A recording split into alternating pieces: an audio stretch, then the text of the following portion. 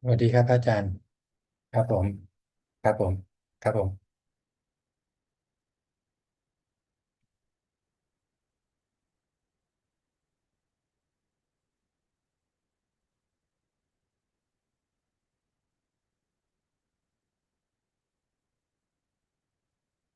ครับอาจารย์ครับผมครับ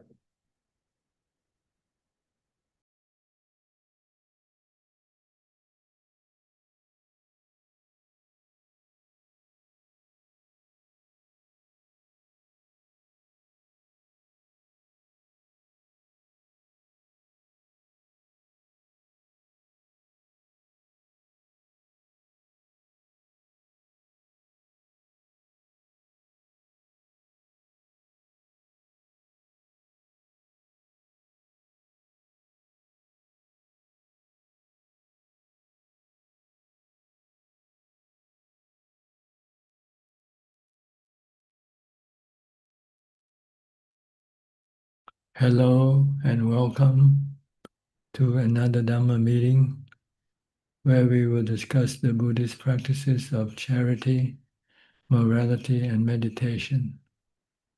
Everyone is welcome to join. We are waiting for our first participant.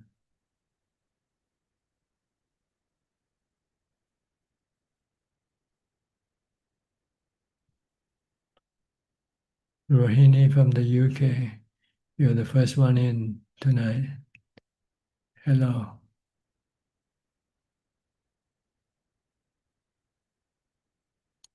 Good evening. Good Yes. evening. Good evening How to are you. you? Fine, thank you. Yeah, I have no questions today. Any I just keep report? back. Any report? Uh, well, yes.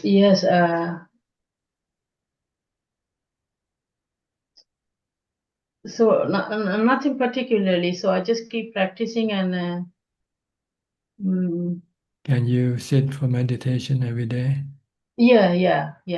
Okay, Uh, I do, but the duration is not the same. Some days I do about 4 hours and um, you get any calm from your meditation? yeah. It's much calmer than before. So I just feel sometime I don't feel the breath sometime and also the like the body and the fingers and the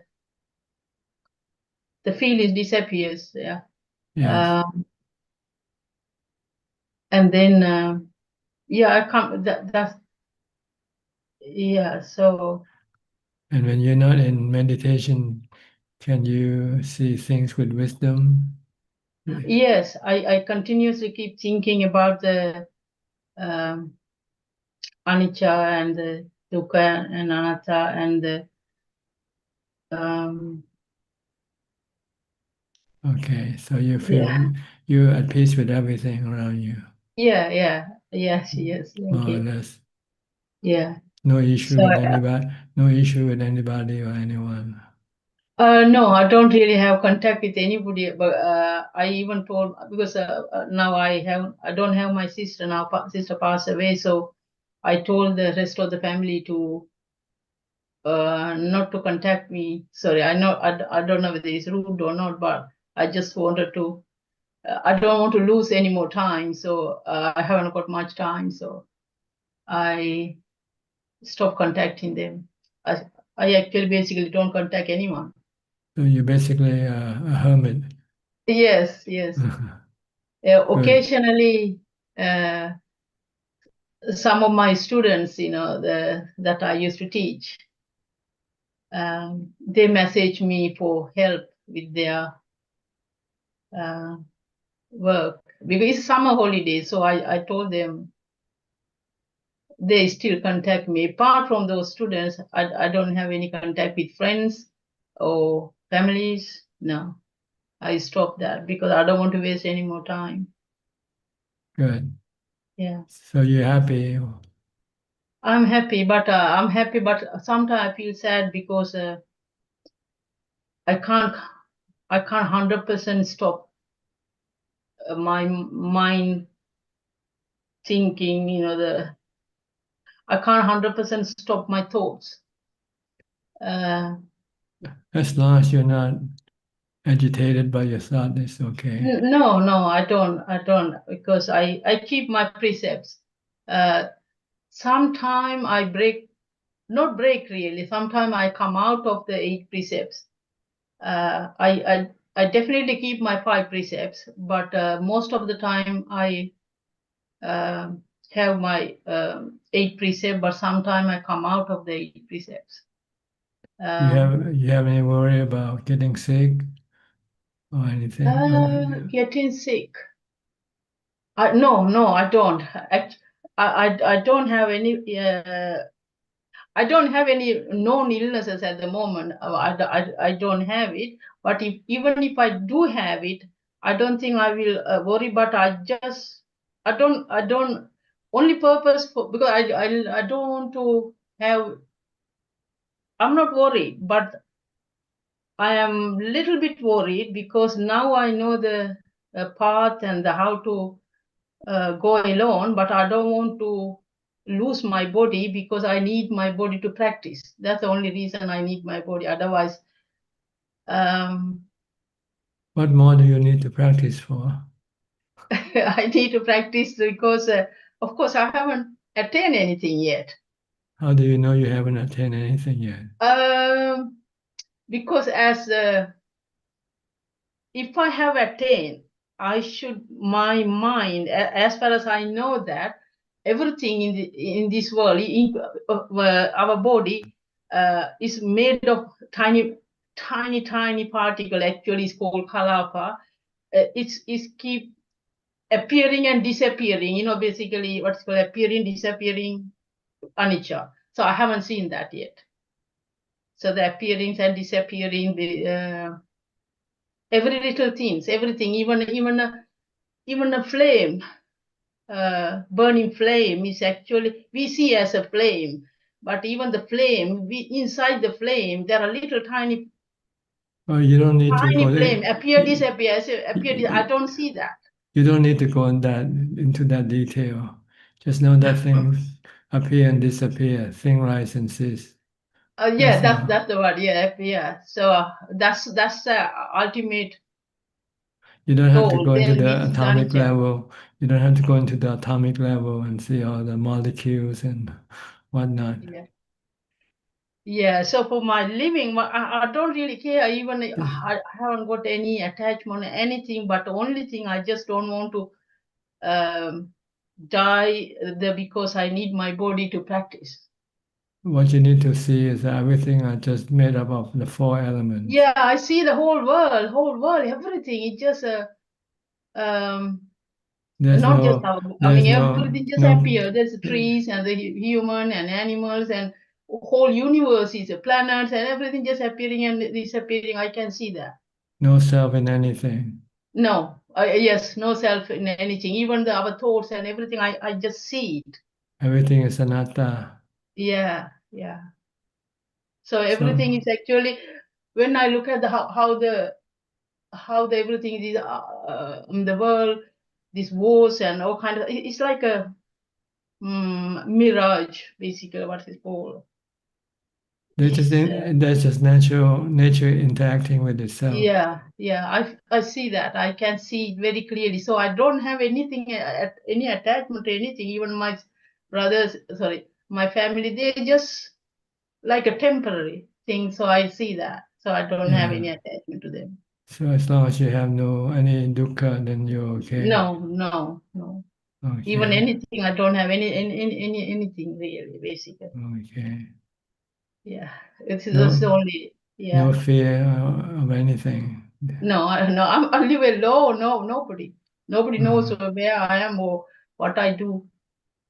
I mean, they know that I'm in like in basically like in a cave, but without contact with outside the world. I don't even go out for shopping or anything. I just What Uh, happened if you happen to be attacked by someone? I don't care. You don't So care. I don't care. I don't care. Attack by Okay. only attack by I don't care. But as I said earlier, I want to live even a day to meditate. I Yeah. don't really care about attacking. I don't really care. We're all going to die anyway. Okay. That's good Yeah. then. Yeah. Good to hear. Yeah. All So right. yeah. Actually, I think thanks to Ajahn really actually to give me um, No the advice fear. and basically Ajah's teaching. I know Buddha is Buddha's teaching, but the Buddha's teaching is written in all this script, but it didn't really. Uh, Only after I met Ajahn, so I understand. Good. Yeah, thank you Okay. for that. Thank you. We are just elements. No Yes, settling. everything. Yes, everything is Yeah. just made. Even the whole, our bodies are made of elements. It's everything in the elements in the Yeah. periodic table, just connected and just And in. the mind is just a knowing element, Yeah, yeah. I see it very clearly. which happen to be able to think, to know, but Yeah, but there's no one behind the knowing or the thinking. yeah. I Just can see it very clearly. The body. I just got it from my mom and dad. The mind. okay. Yeah. So That's the good. craving. Then you shouldn't worry about losing your body anytime. No, I'm not. Yes, I Oh, don't even feel as it is mine. yeah. Yeah. Okay. Good. Thank you, Ajahn. I'll keep practicing. I will see whether um, if I experience that for jhana. So that's what at the moment. So only as you, if I can reach that level. So I probably, as Ajahn explained to us, only if I reach the fourth jhana, so that with that what they call sati, I can see the what you call anicca, dukkha, anatta. Um, so the how the yeah, Yes. What we need to be able to face up to is our dukkha vedana, our yeah, painful feeling. yes, Be able to leave it alone and not being bothered by it, by the painful mm, feeling. If you have strong equanimity, yeah. Thank you, Ajahn. Thank you very much. okay, you're Thank you. welcome. Next intent.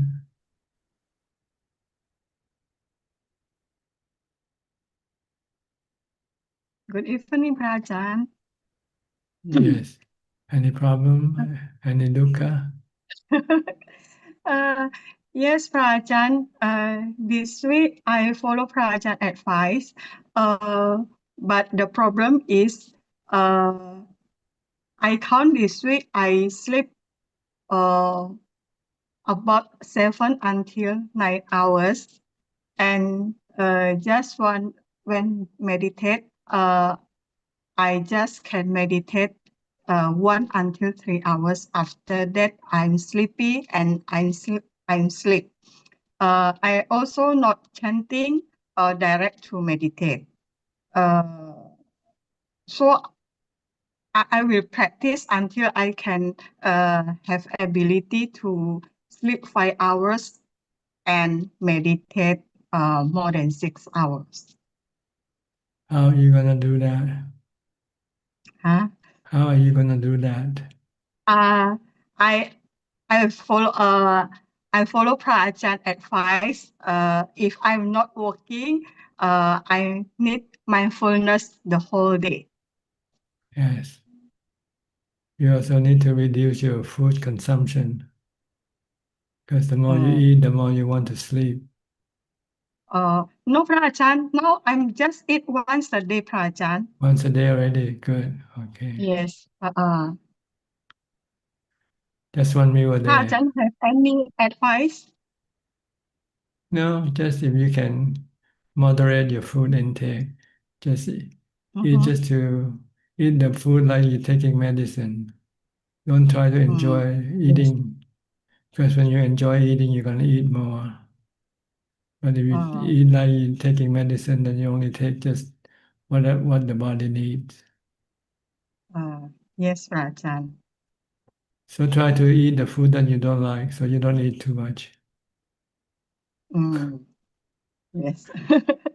If you eat the food you like, then you tend to eat more, right? Uh-huh. Yes, Rajan. Rajan, even I'm at home, I practice like I'm at the Wat Yan or Khao Ji On. So when I want to eat, I just put all the food at my plate. So I know that I eat the same uh the same quantity, not too much and not too less. Okay, good. You mix them all up first before you eat. Can Yes. you, when you, I can just eat you, one plate. I know, but can you mix all the food together first?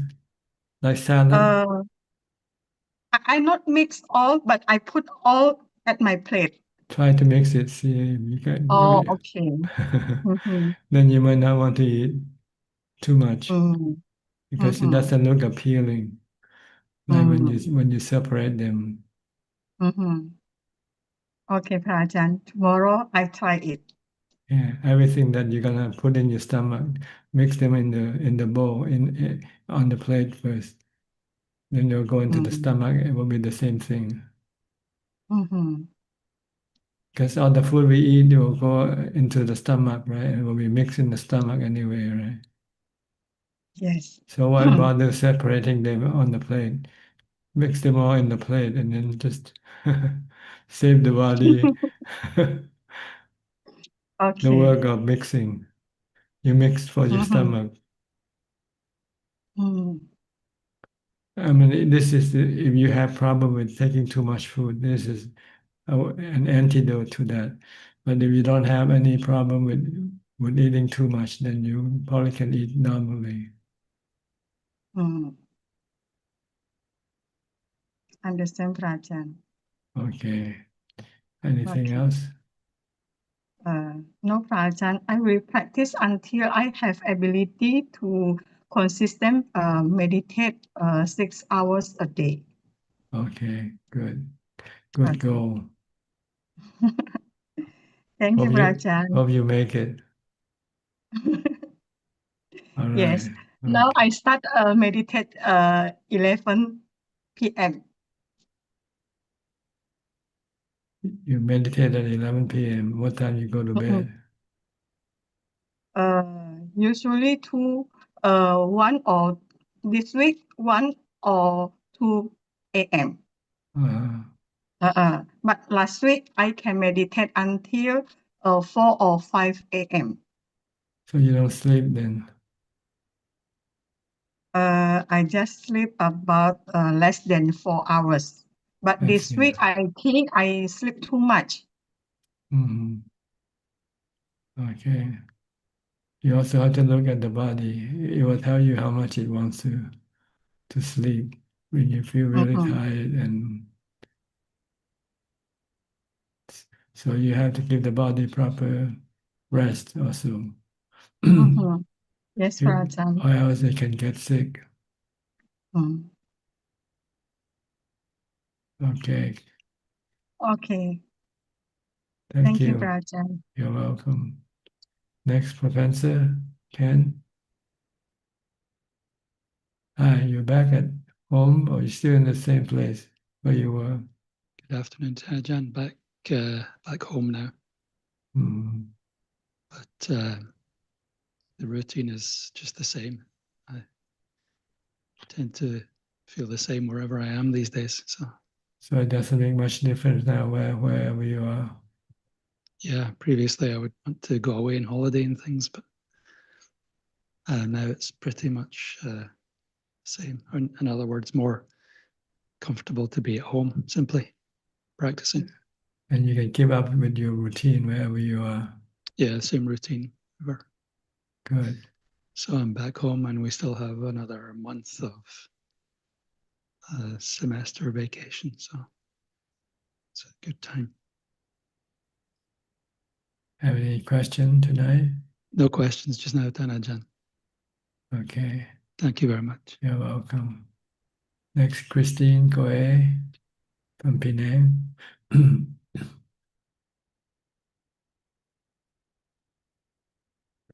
You have to unmute your microphone first. Not yet unmute. Okay, you can speak Yes, now. good evening, Ajaan. Long never see you. Happy to see you. I see. Where have you been? Um, Still in Penang, but quite busy for my future plan, and I'm happy to tell Ajaan that I have resigned. You have quit your work. Yes, not yet. I have still to. I need to serve for 2 months now. Left about 6 weeks. I see. So what you gonna do when you quit working? I can go to practice already. I can go to temple and stay, and I can go to a lot of retreat or anything. I see. Good. Yeah. So your intention is to do more practice. Mm. Mm. Okay, not to go and do more holidays. Holiday is for maybe I want to go to Thailand. Well, for retreat, not for holiday. For do dana. Or do dana. You still want to do dana. Make marriage at the same time in Penang, do more retreat because Penang a lot of temple that we can go to meditate and keep 8 precept and stay there. Mhm. Hmm. Well, you should increase your retreat and reduce your dana trips. Because the benefit differ. Your retreat give you more benefit than your dana trip. Yeah. Hmm. Correct, correct, correct. Because when you're on a retreat, your mind can become calmer and peaceful. Mm. While you're on dana, your mind is not as peaceful or calm. So you have to look at the mind, the result on your mind. What gives you better benefit? What gives you more calm and peace? And that's the kind of practice you want to devote yourself to. Yes, when I go to temple, I feel very peaceful, very, very peaceful, so happy. Good. Then you should stay there. Don't come back home.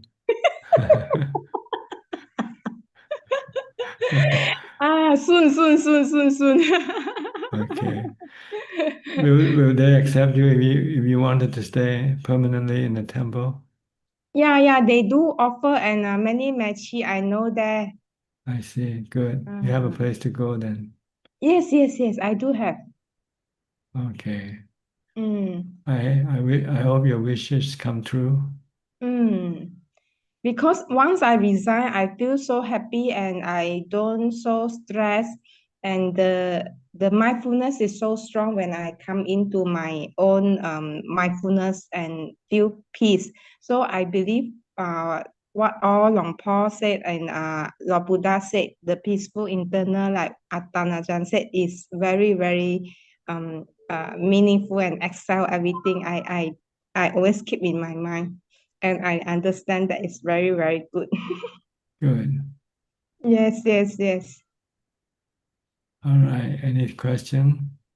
No, no, no. I just want to tell Long Paul I'm so glad that I already resigned. Okay. Good. Yeah, yeah, yeah. And I hope that left out time I can try all my best and keep on practice.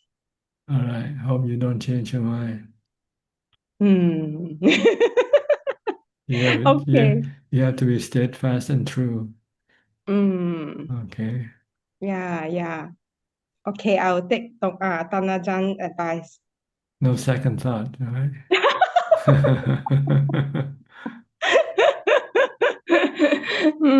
Okay, okay. All right. Okay, okay, okay.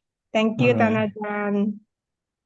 You're welcome. Next, Sarasi from Geneva, Switzerland. How's the weather there now? It's very sunny. Hello, Ajaan. Is It's it very hot? sunny. It's very hot, around Uh, 30s, like that's hot for 31, Europe. 30. Yeah. Yes, it's very hot and very dry weather. Little bit of wind also. Mm. Okay, you have any question tonight? Yes, Ajaan. Good evening to you, and very happy to see you. And I have one question. It's based on your last very recent update in the Facebook about difference between chitta and mind. There you say that chitta is mind is it is my chitta is you have it's conditioned in the mind is it's very bit difficult for me to understand this one, Tanajan. I read it to you. The word chitta can be both. It can be the mind and it can also be the conditions of the mind. That's right. That's what they sometimes are used interchangeably. So can we say the mind is conditions, always conditions? Does it mean that it's nama, vedana, sanya, sankara, vijnana? No, Those it things means are the mind. there's different states of mind that you have. The mind keep changing. Someday you're stressful, sometimes you're peaceful. These are the chitta. Yeah, we are happy, we are sad, like Yes, that. yeah. These are But conditions chitta, that keep changing in the chitta. Makes the oh, chitta changing. okay. Just like you're putting on different dress every day. Today you put on Mhm. a red dress, tomorrow you put on a green dress, but you're still the same person. You're still the same chitta, but your chitta can Mhm. be happy today and sad tomorrow due to the conditions that affect the chitta reaction. Mhm. So the chitta can be used in this regard as being uh, state of state of the chitta. Oh. Okay, so when one passes away, it's not the chitta which passes, but it's the mind, no? You said the mind Yes, separates from the body. yes, and it's the same thing. The mind, and the conditions in the mind also go together. So, Mhm. so, Okay. so actually, we're saying that the chitta keep changing because Mm-hmm. I'm sorry, Chitta is the knowing element, no? But that's right. mind is not the knowing element, You is say it? it is the same thing, but Okay. when we talk about the chitta, we can also see that it is changing. Mm-hmm. One time it can be happy, the next time it can be sad, the next time it can be angry. Okay. So it's the same thing. It's like you. Mm-hmm. Sometimes you're happy, sometimes you're sad. So we can call Okay. Sarasi is changing. The chitta is changing, like Sarasi is changing. Sarasi today is happy, and tomorrow she might be sad, she might be angry, she might be generous. Mm-hmm. These are the changing nature of the mind. Let's put it that way. Mm-hmm. Okay. When there is no defilements in the mind, it's the you get pure chitta. You get the chitta without the defilement, but still the chitta can still change according to the conditions that that that affects the change. So if you see something, you hear something, it can cause the the chitta to have different emotion depending on what you see, what you hear, what you think. This is a condition that can make the chitta happy or sad, high or low, peaceful or agitated, for instance. Mm-hmm. But without any defilement, it has no attachment to these changing states of Conditions. mind. Yeah, it's just accepting as they come, like the body. like feelings. You have feelings that keep changing. Sometimes you have good feelings, sometimes you have bad feelings, sometimes you have neutral feelings. The mind without defilement will not be bothered by the changing of the feelings. But the mind with defilement will be bothered because the mind with defilement clings to a particular feeling and have the and have aversion for another type of feelings. Right. Mm-hmm. But without defilement, then the mind doesn't react to feelings, whether it's good feeling, bad feeling, or neutral feeling. It just merely know them and not reacting to them. Mm-hmm. Same way with the states of mind. The mind will not react to the state of mind. Today it might feel agitated. Tomorrow it might feel angry. Well, angry is not the word to use because the mind it's not defilement. But let's say sometimes the mind can be up or sometimes the mind can be down, for instance. Mm-hmm. But without definement, then the mind doesn't react to the changing nature of the mind itself. Mm-hmm. Okay. Okay. So it's the same thing. The body, the feeling, and the changing, and the mind. They keep changing. See, They keep changing. in the fourth foundation of mindfulness, we have to understand the nature of the body as being anicca, dukkha, anatta. We have to understand the nature of feeling as being anicca, dukkha, anatta. We also have to understand the nature of the mind or chitta as being anicca, dukkha, anatta. Mm-hmm. Okay, is this clear enough? Yes, Tanaja. It's better now. It's clear. But the mind itself, the chitta itself never disappear. It's permanent. Mm-hmm. While the body is temporary, the body one day disappear, fall apart, return to the four elements.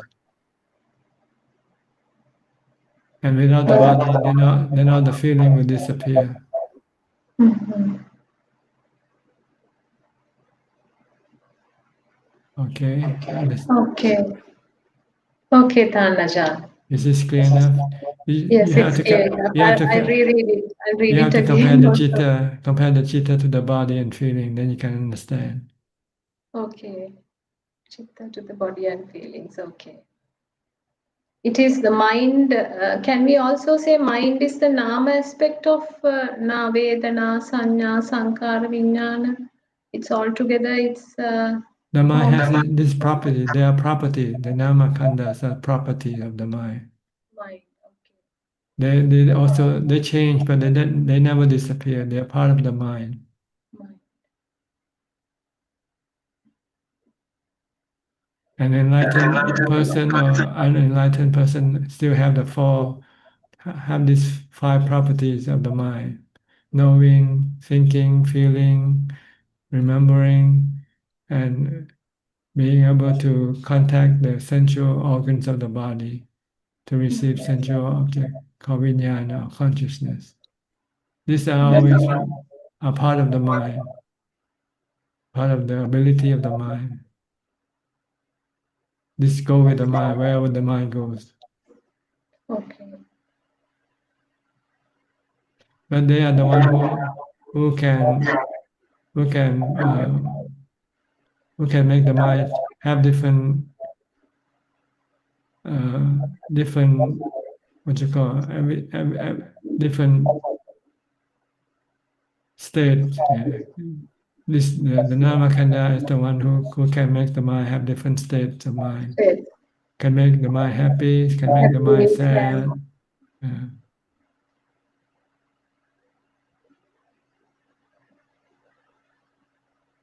but the goal is to understand the nature of this of the mind and not try to change it. Try to accept it. When you feel low, when the mind feel low, just accept it's low today. When it's high tomorrow, just accept that it is high. And you don't have to do anything. We tend to change. We tend to try to change the mind. When we feel bad, we want to make it good. When you feel low, you want to make it high. And when we cannot do what we want to do to the mind, we get dukkha, we got suffering. We have to see it as anicca, Yes, see like that, anicca, anatta, uncontrollable. uncontrollable. Yeah. Yes. Mhm. Okay, Tanajan. All right. Okay. Yes. It's similar to the body and similar to the feeling. Feelings. Okay.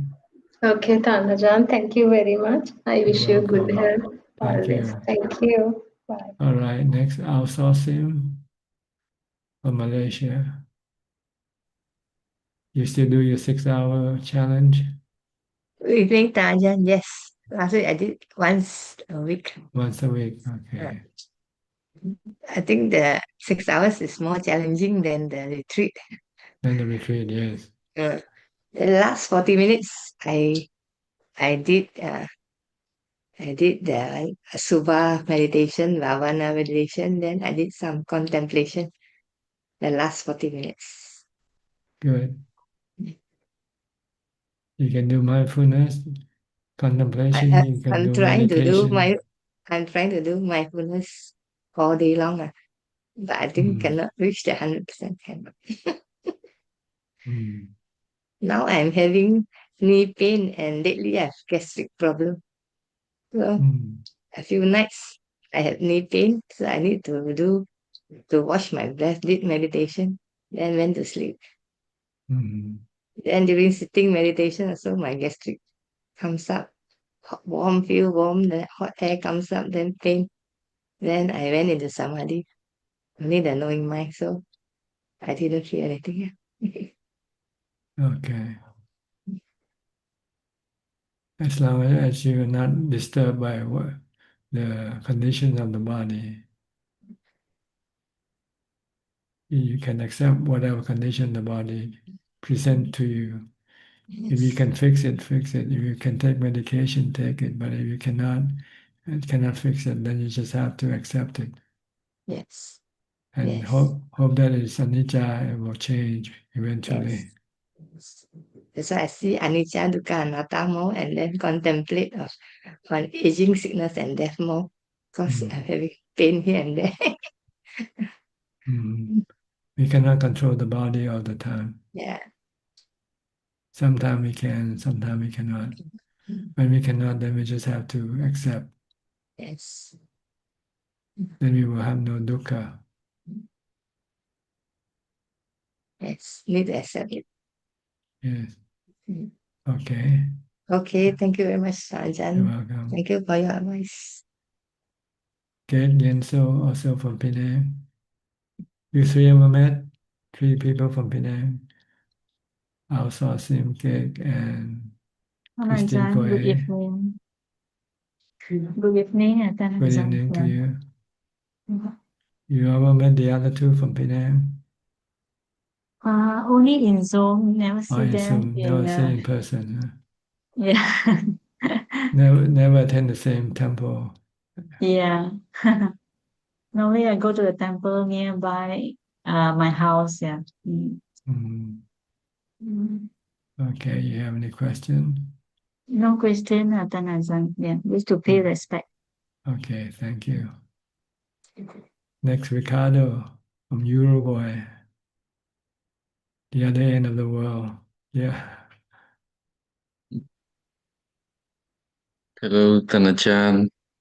Nice to see you, all the Sangha. Is the weather better Uh, now? Oh, it's still very cold. a little bit better. It's 12 degrees centigrade Celsius now, and Okay. it's a windy season this month. You have So we sunlight have a though. lot of wind. You have Yeah, sunlight okay. also. Yeah, looks quite Yes. bright. Yeah, looks beautiful. It's the morning. Uh, good. Uh, yeah, I don't have questions today, just to be thankful to Ajaan, all your teachings, all the questions that we learn a lot, and you're a great teacher, and we are happy that you teach us how the Buddha's words. Sometimes there are a lot of malinterpretations about what he says, and I feel that you take the right way. At least I know in your heart you try to do the best. So we are very thankful to you, Tanacha. You understand the Buddha's teaching better when you practice. If you don't practice, you can misinterpret his teaching, his words into something different. Yeah. But when you practice, you know what he meant. So try to practice more and read less. I don't read too much. I Yeah. just listen to your teachings, and like the chitta you told right now, it's very important, I think, to be aware when we are trying to do the mindfulness of the mind, what's going on, the states, the changes, and how do we generate suffering, right? Mhm. So, yeah. Suffering comes from our craving for the mind to be in a certain way, and when we cannot, then we feel bad. But if we accept whatever the conditions that the mind is at that time, then we won't feel bad. Mhm. Know that it will change. True. Sometimes from bad to good, from good to neutral, back and forth all day long.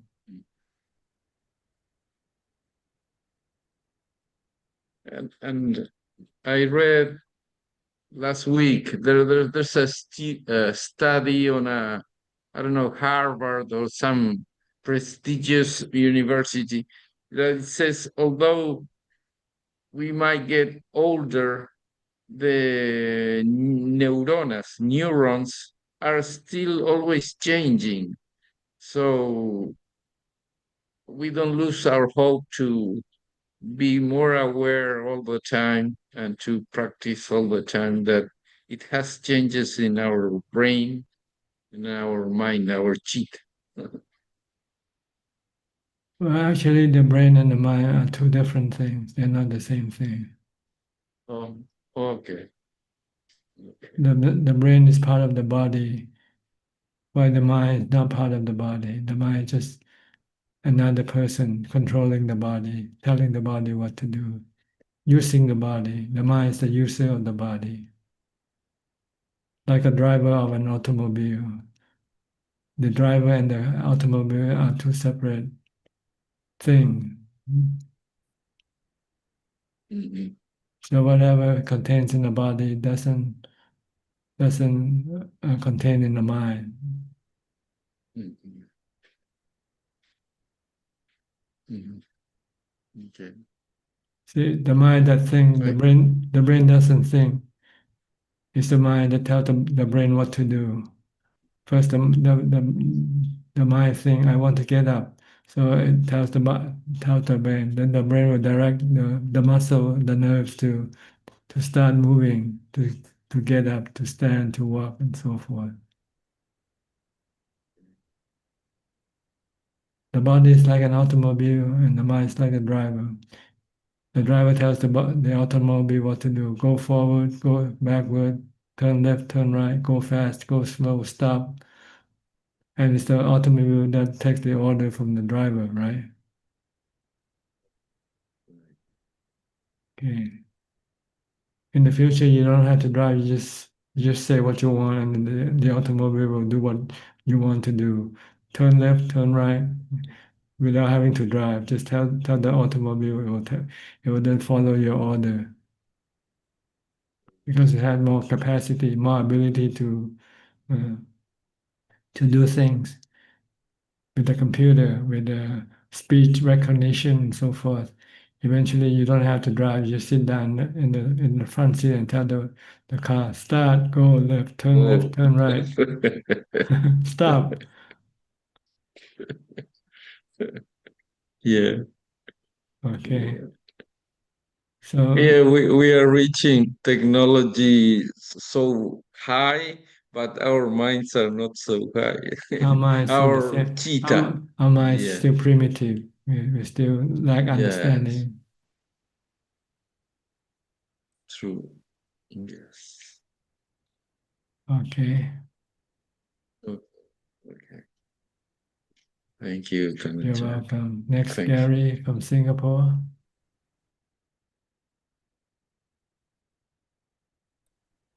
Greetings, Ajaan. I have no questions, just happy to be listening in. Okay. I'll go to Pune then. Pune, India, right? Have you moved yet, Saket? Yes, Ajaan. We are now in Jabalpur, India. Already. Good. The whole family moved with you? Well, we had an interesting twist because before moving, few days before moving, my uh, stepfather decided not to join us, as I and after moving, my mother decided she wants to be back with my stepfather. So now suddenly there's Neeta and me in a house much larger than we need. But no responsibilities. Both were adamant that they're independent and they can manage their life. And so Okay. we are thinking, At least you try your part. You did your part. yes, But yes, they decide they want to do what they like. They think is best for them. yes, yes, yes.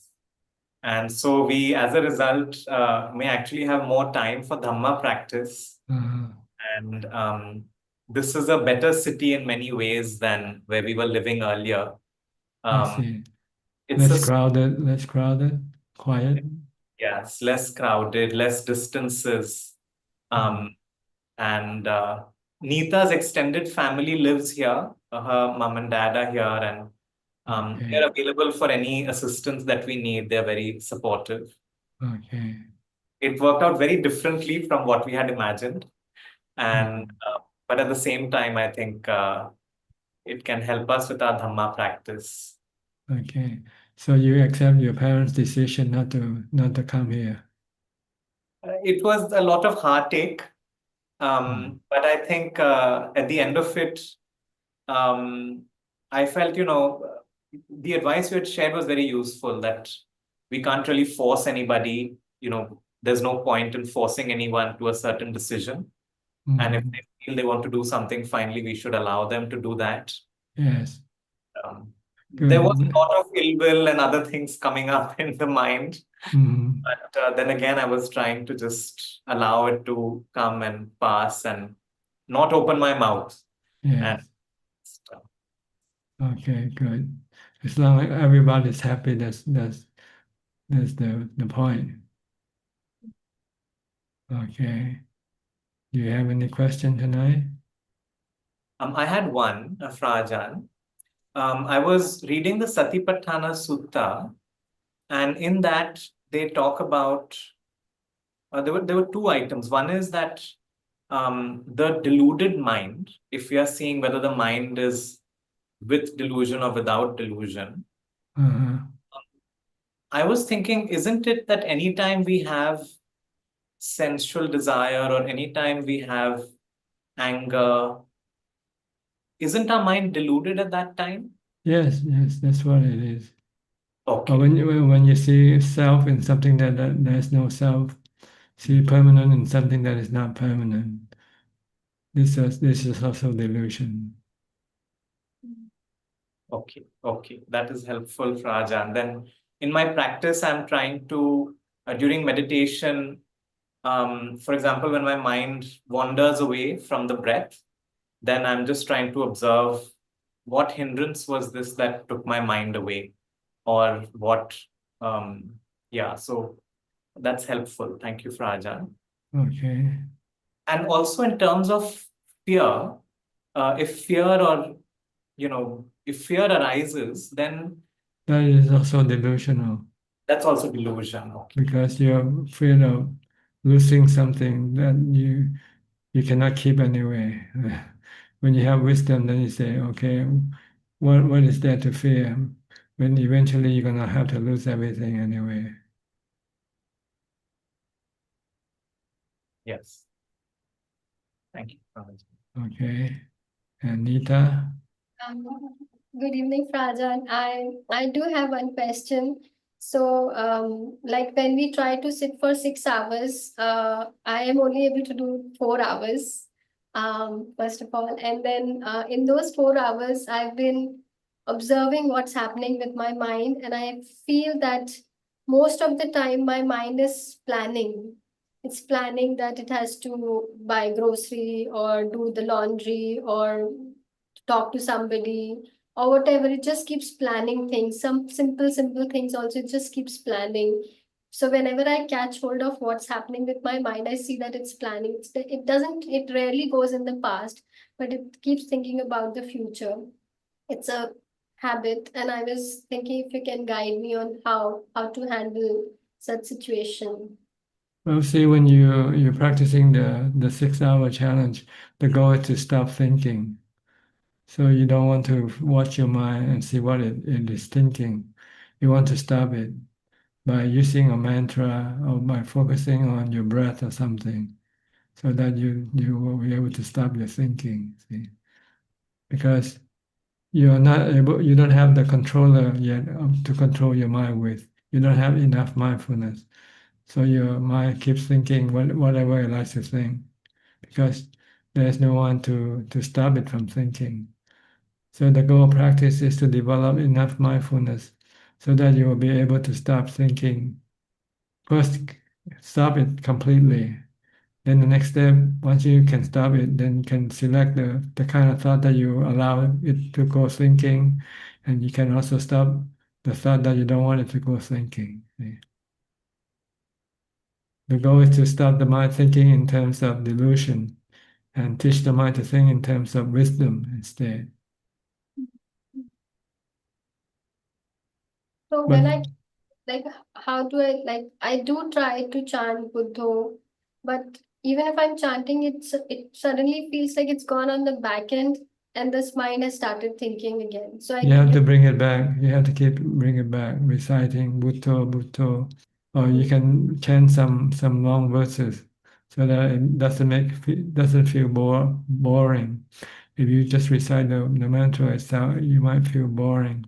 So you might want to recite the whole sutta, like the four foundation of mindfulness. And then this will keep your mind occupied with chanting or reciting the sutta, so you won't be able to go think about the future as you used to. So I should try to learn the four foundation mindfulness sutta. So If you like to, you can learn some other discourse if you like. But I find the four foundation mindfulness is very useful because it's like a manual for your practice of mindfulness and wisdom and samadhi. Three in one. The sutta contains instruction for you to practice mindfulness, to meditate to get to jhana, and also to develop wisdom by seeing the three characteristic nature of the body, the feelings, and the mind. that's a good idea. I can start doing sutta, Satipatthana Sutta morning and evening, so I'll remember it, and then I can Yes. use Use 6 hours. that when you want to stop the mind from thinking about the future, you keep reciting the sutta. Okay, All right. I'll try that. Thank you so much, Pradhan.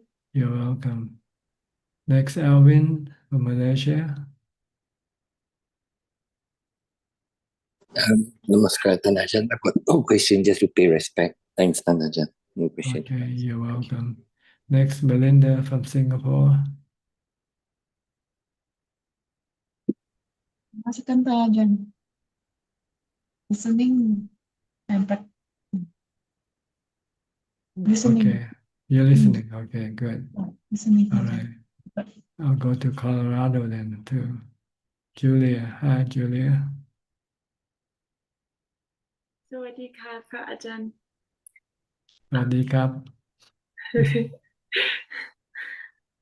I need to learn more Thai.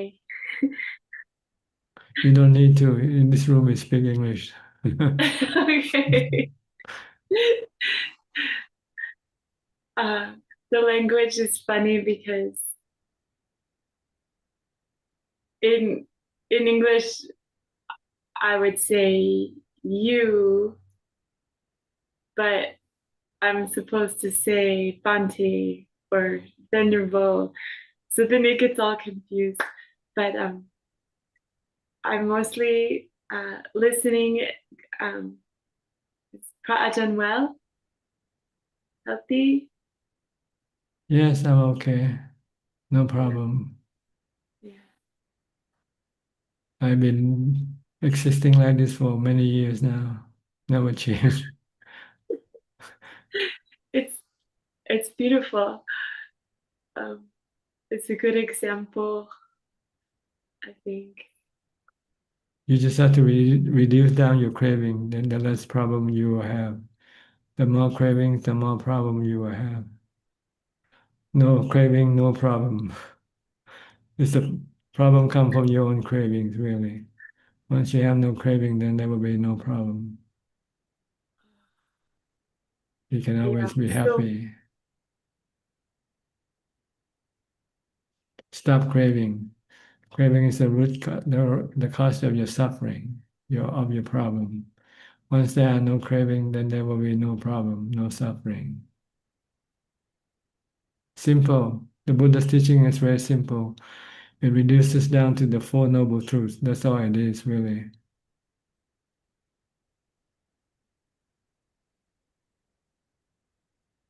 Suffering is caused by your cravings. The cessation of suffering is caused by you stopping your craving with the practice of mindfulness and wisdom.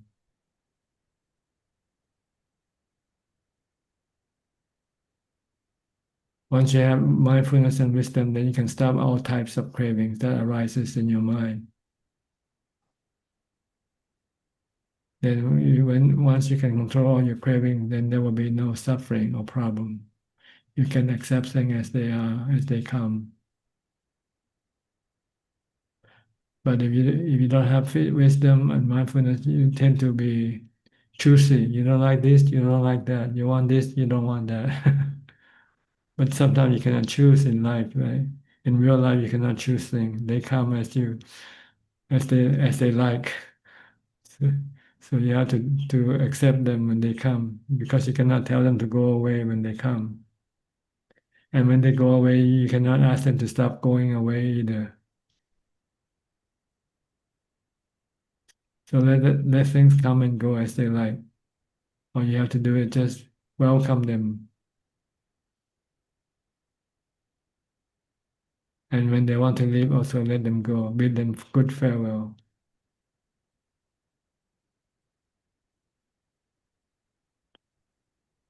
No craving for them to stay or no craving for them to go away.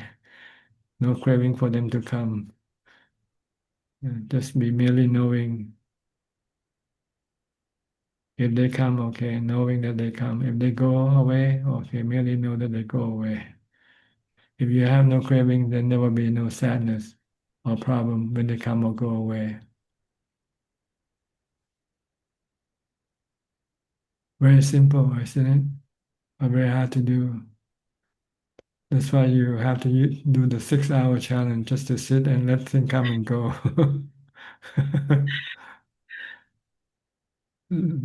Let your thought come and go, let your craving come and go.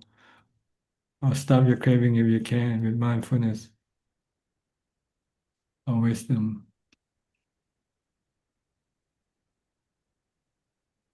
That's perfect, Ajahn. Okay. You have any comment or any question? That's all. That's exactly what is needed right now. Yeah. Just to stay put. You have to train the mind to stay put, to accept things. Don't go after things. Don't chase after things because you'll never be satisfied with the thing that you get. Once you get it, you want something different. You want something else. So you keep chasing after things all the time and never feel content, never feel happy. You might feel happy briefly when you get it, then after a while, it no longer gives you any happiness anymore. When you want something new, and it will be the same thing again when you get it. And if you cannot get it, then you become unhappy.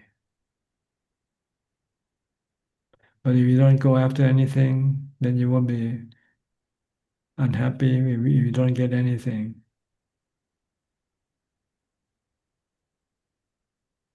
Okay? The cause of our problem is our craving. That's all it is. Once we can stop our craving, then there will be no problem. We can live happily without having anything. As a layperson, That's a what? That's a upasika, you can be anything, it doesn't matter, as long as your mind has no craving. You can be Ubasika, you can be a Bhikkhuni, you can be an ordinary person.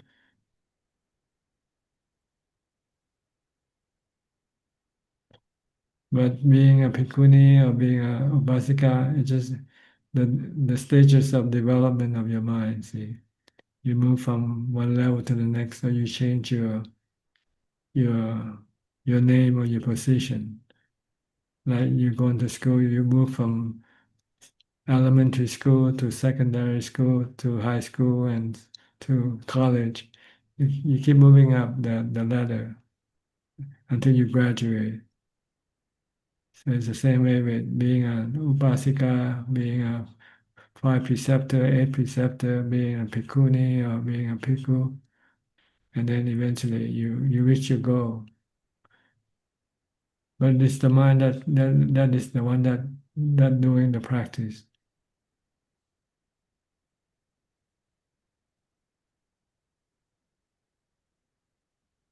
yeah. Okay. In this moment when Ajahn speaks the truth of craving, I experience that directly. And on retreat also, I experienced that directly. And yesterday, I stood on my head and I to see if I experienced also the same way. And it was the same. But then still in life things arise that need to be done. You know, like I have to do this, do that, go there, go here, interact with this person, that person. Did you You know, ever ask yourself why? Do you ever ask yourself why? Or what benefit you get from doing all these things? I get stressed from it if I put the mind into it. But then if I bring the mind back, it's okay.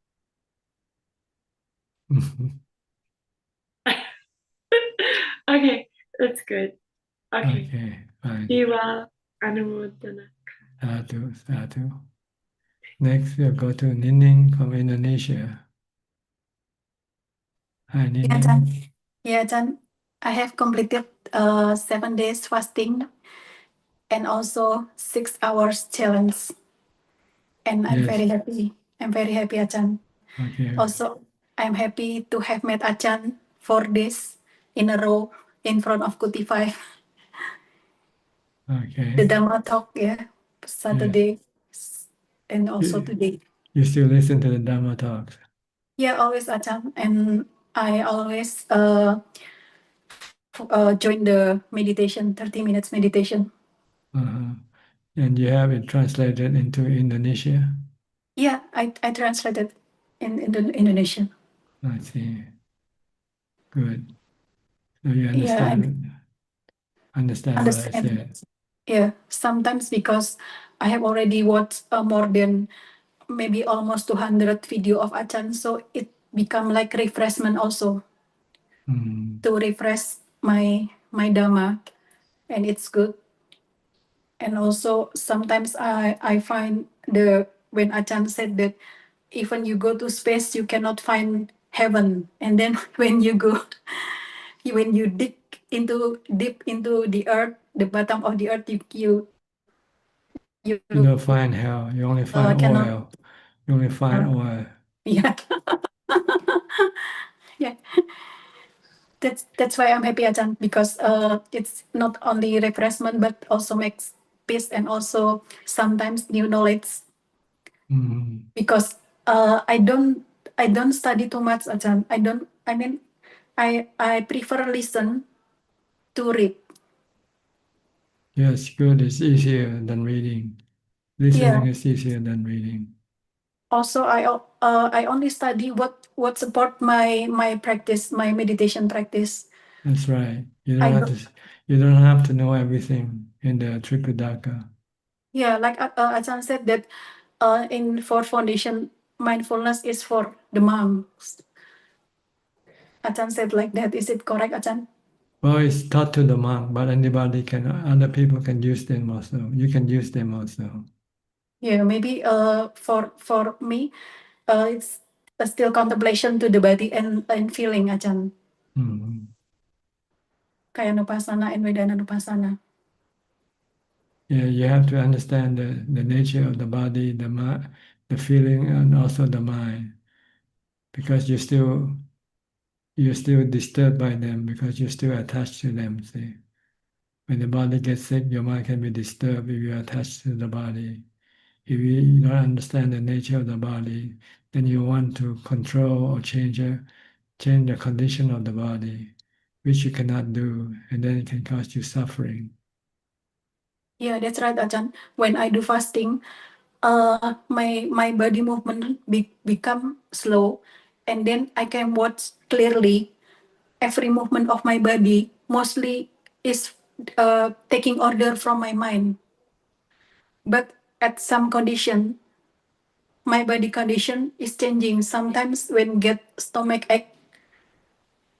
Yes, this is not under your control. See? Not under my control. So I just, like Ajahn said, leave my body alone. Leave the part that you cannot control and control the part that you can still control. Like you can still walk, then you can tell the body to walk. But when the body become paralyzed, then you might not tell the body to walk anymore. Yeah. Yeah, and then I use Kamatana to calm my mind when I get stomach ache. So it's okay, and I can be happy with that hunger at that time. Yes. That's one of my tool that will become one of my tool to enhance my practice when I'm to comfort with my life, Ajahn. Okay, good. Yeah. Anything else? No, Ajahn. Thank you, Ajahn. Okay. Steph, you're next. Hi, Steph. And do any more challenge? No, not yet. The kids are back. When they're back in school, maybe. Okay. I've been reading your book Beyond Birth. That has been extremely, extremely helpful. I really appreciate your story and everything. I love how Mahabua would push you to meditate because he knew you liked to meditate and he wouldn't make you do the work and stuff. That was so interesting to me because you liked to meditate. I don't know. It just makes me so happy that you get to spend your life doing this and that you do this for us. Anyway,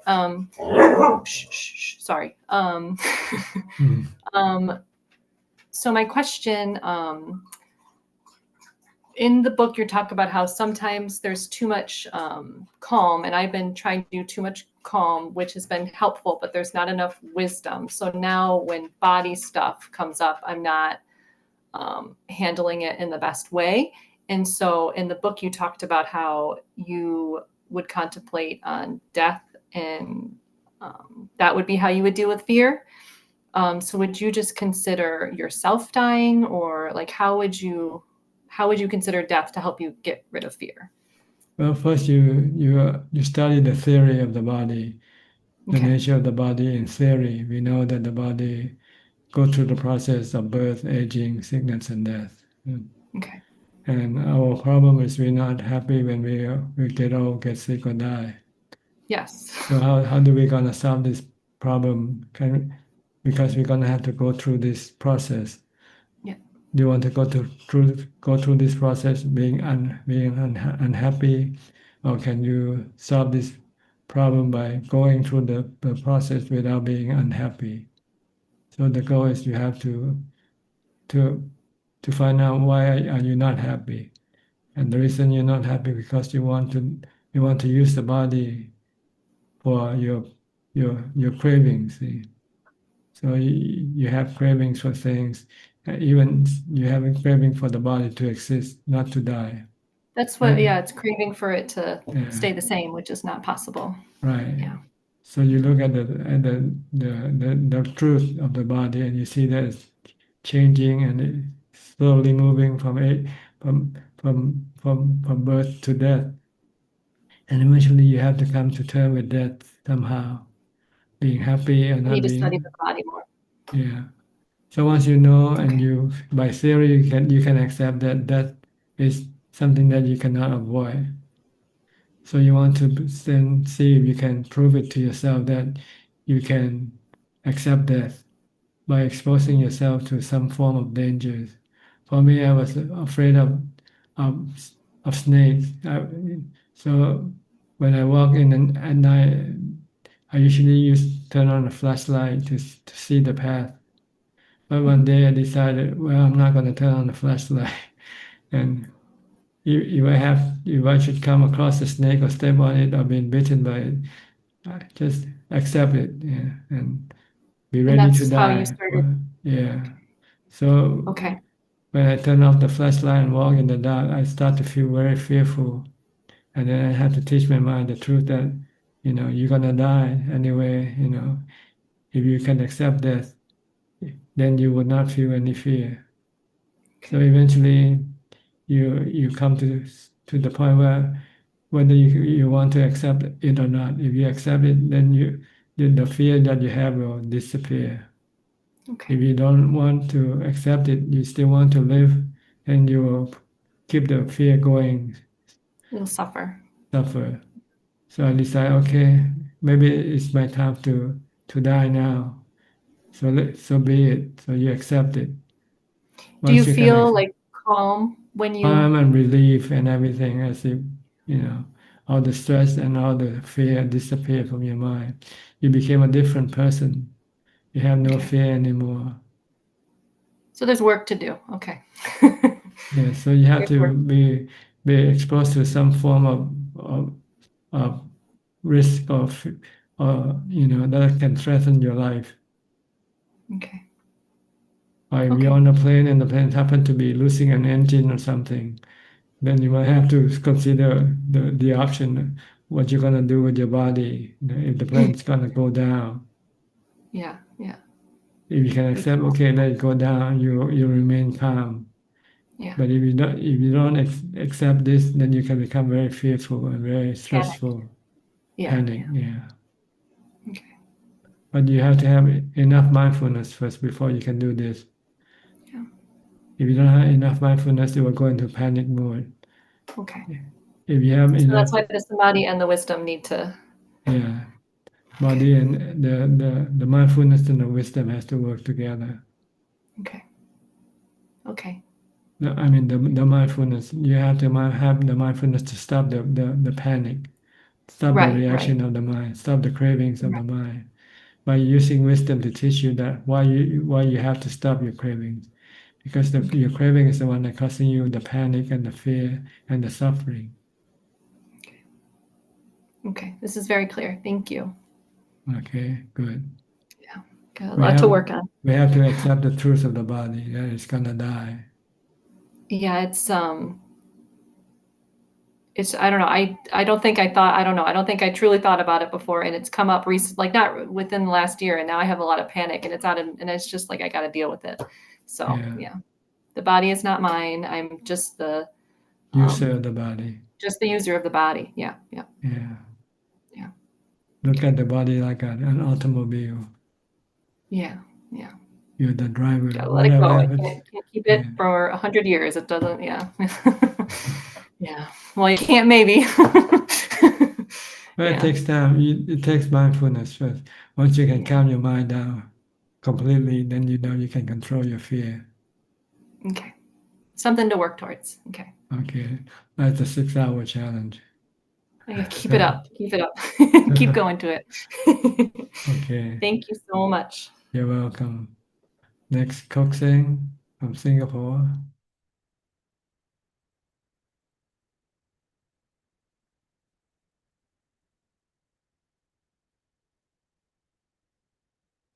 Yeah.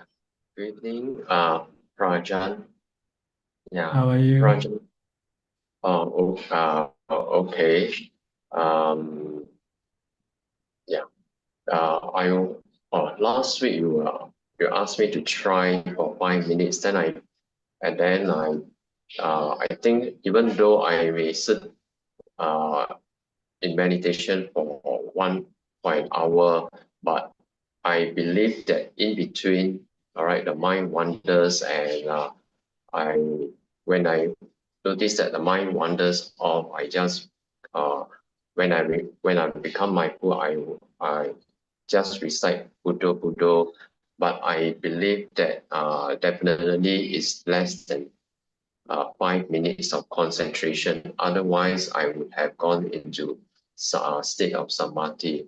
So I have the quantity is there, but the quality is not there.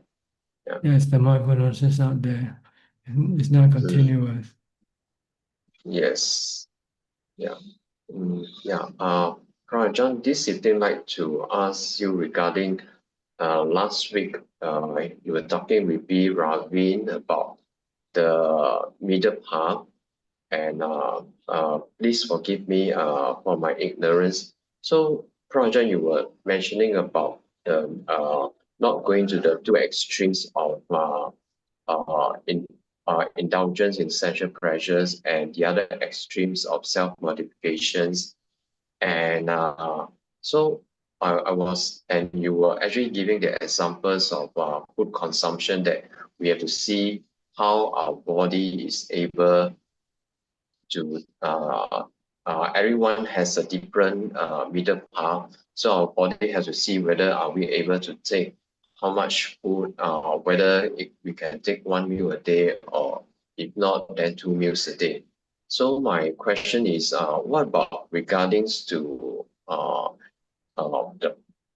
mind craving, wanting to see, to have some entertainment, because I have still not have not reached jhana state. So sometimes it can be a bit boring. So sometimes I will just see some videos just for entertainment. So when watching videos, so is there anything that is on the middle path, or there is no middle path at all? Is we have to stop all watching of videos for entertainment? Well, it depends on your ability, how much you can control your mind to prevent it from watching the entertainment. See? So if you can stop it once a week, like one day you say, I'm not going to watch any entertainment, I want to keep the 8 precepts. Then you keep the 8 precepts. And if you find that you can do more, maybe you increase it to 2 days a week to find the right the right amount for you. See. Okay. So because if you only abstain once a week, it might take a long time for you to get to where you want to go. So you want to increase your abstinence by twice a week, or maybe 3 times a week. It depends on your strength. But if you try to start doing it more than you can do, you might feel too stressful and not being able Yes. to do it beneficially. Then you have to find the right balance. You have to fine tune it. Okay. Like the Buddha give an example of stringing the violin or the lute. If you string it too tight, it can break, right? If you string it too loose, it won't make any good sound. Yes. So you have to find the right tension for the string for it to perform at its best. Okay. Okay. Yes. So you have to know your strength, really. That's what it means. Know how much you can do. Don't underperform, don't overperform, because underperform will make your progress slower. Overperform it can cause you problem. You won't be able to do it. So find the right balance for you. Okay. Yeah. Okay. Thank you, Ajaan. You're welcome. Next, Diana. I saw your daughter came in earlier. She went back now. She's just at her table. Nama Budaya, Ajaan Suchart. She will come a little later when I call her. Is this a good time now? No, whatever you like, whenever you like. You want the top first? Go ahead. Sure. Yes, I missed last week. My daughter was attending a camp, and it was like a summer camp, like just half day. So but I did listen to the recording. It was very nice meeting last week, and I tried to do. Okay, I don't have like 6 hours, but I tried to do like a 2 hour sit. But I was listening to Dhamma talk. So when I heard you say it's better without the Dhamma talk, next time I will try without the Dhamma talk. So some question I have is for that 2 hour spot that time frame that I'm doing right now, just for myself. When I find my body just moving without my awareness, and then I stop it, and do I just like continue with the sit? See, the challenge here allows you to move the body. If you feel painful, you can stand up and relieve but you cannot move around. That's all. You just want to stay in the same spot, standing or sitting. Oh, okay. So it's not like Aditana where you're like not moving. No, you can still move. This is a easier challenge than the not being able to move your body at all. Okay, because that's what I was trying to do for 2 hours. And then I think within the first hour, I was like, okay, I'm catching myself moving. And then the second hour, I'm like, oh, this is interesting. Like the mind is just preoccupied with the body's not liking anything anymore, even though like I couldn't put my finger on it, but I couldn't quite stay with my breath either. It was more like just like I was trying to bring my mind back to the breathing with the Buddha, with the breathing. And that was maybe if, so in this instance, should I continue in this fashion or like change it to maybe ease up my body a little bit? It's up to you. If you want to take the harder challenge, then you just don't move your body at all. If you want to take the easier challenge, then you can move and relieve the painful feeling of the body when you feel too much in, then you can relieve it by standing. And Yeah, after you stand for a while, then you can come back and sit again. But the goal is not to move around, just to be in one spot. oh, just sitting, like instead Sitting of doing or standing, sitting or standing. sitting or standing. Okay. Yeah, because after 2 hours, I was like, how do people do 6 hours? I don't know. No, that's for the advanced people. You know. Okay. But for beginners, we just want to make it easier by allowing you to change your posture from sitting to standing, but not walking. Mm-hmm. Because I've done like 1 hour without moving, but not two. before. Okay. So That's that was good. for That's me. good. That's good. Yes, it was good because I think for the second hour I was like so aware how I've come to conclusion then did that, like the idea of no control over my mind, no control over my body, like it's just all of a sudden decided it was too hot even though the temperature changed. And that is something we're struggling here. Like we don't, our REC turned off right now. So the mind's resistance, like, okay, I don't like it anymore. And then after the 2 hour sit, I changed my mind about it. I'm like, okay, I'm just going to accept it and just be happy that it's not too cold. And yeah, that's pretty much the only event that happened this past week.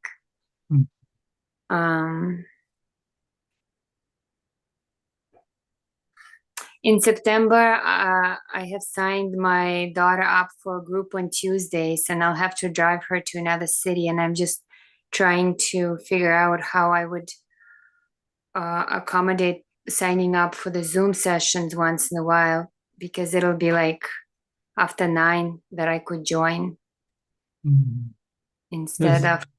Just tell the team that you can join after 9 and hope that they will allow you in and on a waiting list, with other people. Okay. That would be something new. Because, And because we sometimes have people in the waiting room waiting to come in, and the administrator has to look at the time and figure out how much time is left, whether there's enough time for another participant to join or not. See, so it depends on. So there's a little bit of time management here. Okay, so I'll drive myself to an internet place, which is usually like some coffee place, and I can sit there, wait for my turn, and then figure things out after that. Oh, and I did experience another challenge. Like after we did this camp, there was so much mind pull to do another camp, and it looked very attractive, and had like some resentful feelings come up because these things aren't very, like, you have to pay for them, and it took like I've calmed down my mind. So just like, it's okay, we had one camp, we can refocus on Buddhist teaching again this week. And then just as a friend shared that she was going to the same camp, the mind again just stuck to it, even though like I was understanding that it was just the mind, the unhappiness that was following it, like that wheel of the wheel cart following the, that metaphor, the cart following the animal. So yeah, and then after some intentional mindfulness, I was able to just, like, I really benefited from what you were saying earlier about just being happy with what you have. And just there isn't going to be enough of anything. The mind will just grasp onto the other thing, the next thing. So I'm gonna focus on that this week. And in order for you to be happy with anything, you have to be able to calm your mind down to the level of jhana, get to equanimity. Oh, well, I'm not a jhana yet, still just trying to do the mindfulness of the body. Yeah, you have to start there first. And eventually, when you sit, then you have to be mindful of your breath. Mindful of my breath. And if you can stick to the breath long enough, you might be able to enter into jhana. Or just the breath, yes, because this moment, the awareness is more just with the shortness of the breath and being aware that the mind state is not a happy one. So that's wrong focus, right? Right, when you meditate, you want to focus only on the breath alone, nothing else. So when other awarenesses happen, how do I shift it back to the breath when it's like both, a little bit of the breath? Just pay attention to the breath only. Don't pay attention to the other things that might appear at the same time. Okay, I will see how it goes. Thank you. Okay. I'm gonna call on my daughter to see if she prepared a question. Okay, good. Okay, Greta.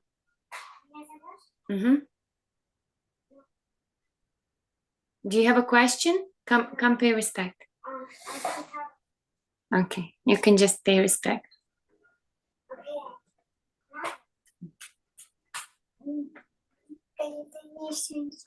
Uh-huh. Good morning. Good morning. Do you go to school or you study at home? Study at home. With your mom, huh? She's your teacher.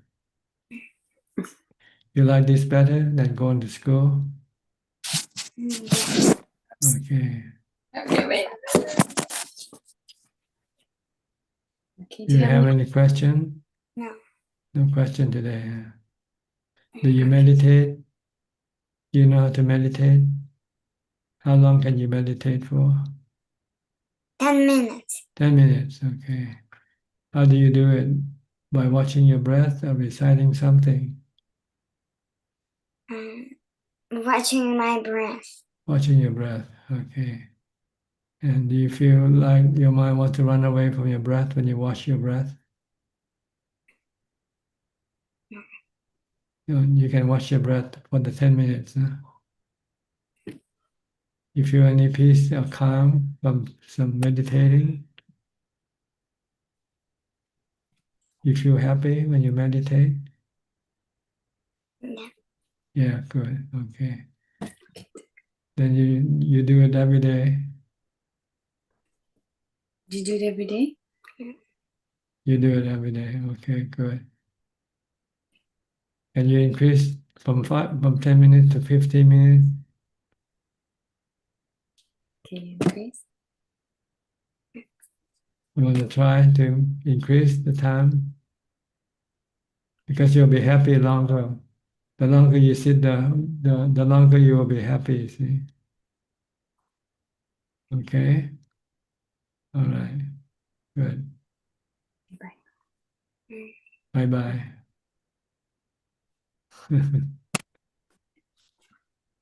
Yes, I find that when she's like in the middle of things, it's hard for her to like shift like quickly. Like she was in the middle of doing some arts and crafts. I don't know. I'll call her like next time. I'll call her first. Yeah, okay, it's up to you. It's okay, either way. Yeah, I tried signing us up for like a Goenka one day kids retreat, but for September to see how she does with other children and like seeing that other children also might meditate. We're still on the wait list for that. So we just keep going back to the monastery, you know, the one where we give the Jhana and the monks are speaking English. So she's comfortable that. I could get like a 1 hour sit there when we go on Sundays. Good. Okay. Nice to talk to you. Yes, always such a big inspiration. But trying to increase my Dhamma talk with you to twice a week. Okay. Thank But we you. only meet once a week. Yeah, but that way I can listen to like the 2 hour recording. I see. Okay. And then just trying to increase the time more. Okay, good. The more you spend the time with Dhamma, the more you understand the Dhamma more. Yes, some challenges are constantly coming and just trying to just reduce constantly.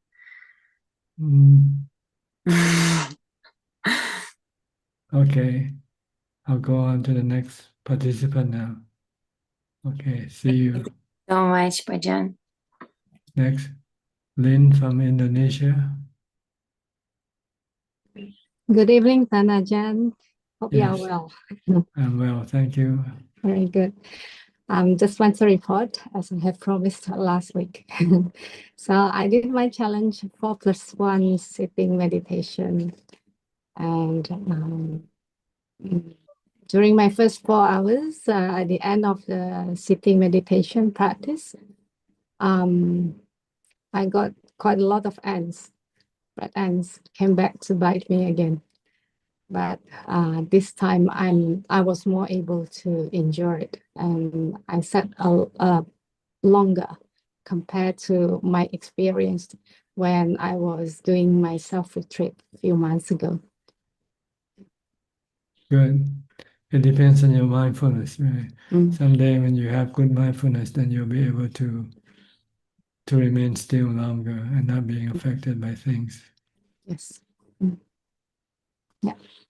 So the key is to maintain mindfulness. That's right. Okay. Yeah. Is that all? Yeah, that's all I need to say today. Yeah. Thank you so Okay. much, Ajaan. Yeah, you're welcome. Next, Philip from Malaysia.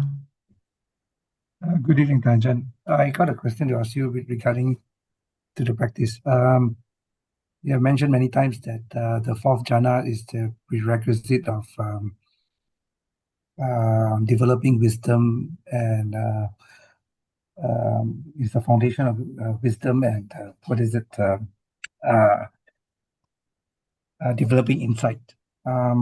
If the practitioner has the ability, should he or she get into absorption more and go into the higher jhanas if the ability exists, or You can, if you like. The higher jhana will give you a more deeper concentration, deeper calm, more calm. But you don't need to. Once you have the fourth jhana, it's good enough for the mind to be able to apply the wisdom that it has learned. You know that the cause of the mind's suffering is craving. So when it see the cause, then it can stop the craving if it has the equanimity, the strength to stop the mind with. But if you cannot stop the mind yet, when you use wisdom and wisdom tells you that the cause of your suffering is your craving, you will not be able to stop your craving. Even you know that you should, but you won't be able to do it. Because your mindfulness is not strong enough to stop your mind. If you can stop your mind, then you can stop your craving, because the craving uses the mind to do what it wants to do. But as far as developing or studying the nature of things, you don't have to have jhana to do it. You can contemplate on anicca anytime when you're not meditating, or anatta. But you cannot be able to apply it to get rid of dukkha, because in order to get rid of dukkha, you have to stop your cravings. And in order to stop your cravings, you need to have jhana to do it, the fourth jhana to do it. Like right now, you know the body is anicca. You know it's subjected to aging, sickness, and death. But when you get sick, you still feel bad, right? Because your cravings, you still want the body not to get sick. But with jhana, you can stop the feeling bad when you get sick. You leave the body feel the body sick alone, and the mind doesn't get sick with the body.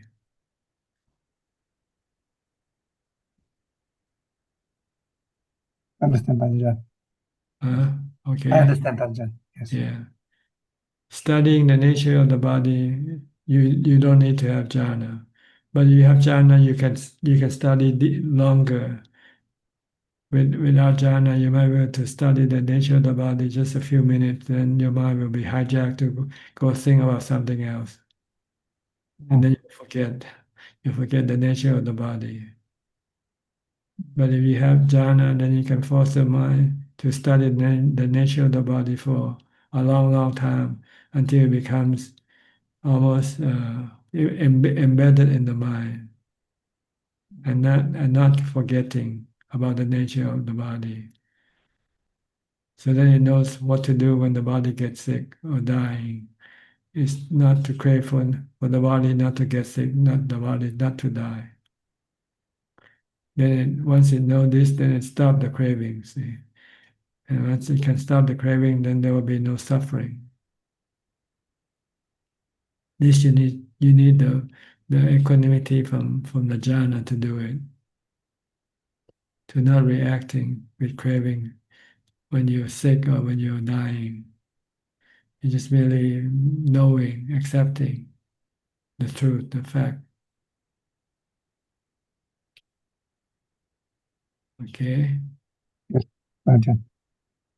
All right. Thank you, Ajahn. Our next participant just happened to get up and walk. Maybe he's busy doing something else. We'll come back to him later. We'll go to, he's back now. Tommy, it's your turn.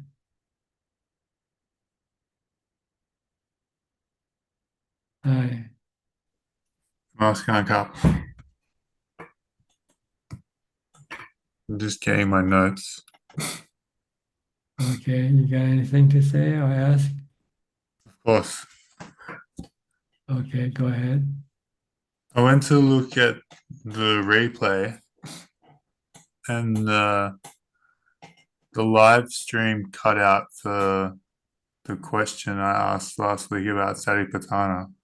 I was just wondering if you could give a brief overview of the contemplation of the hindrances section.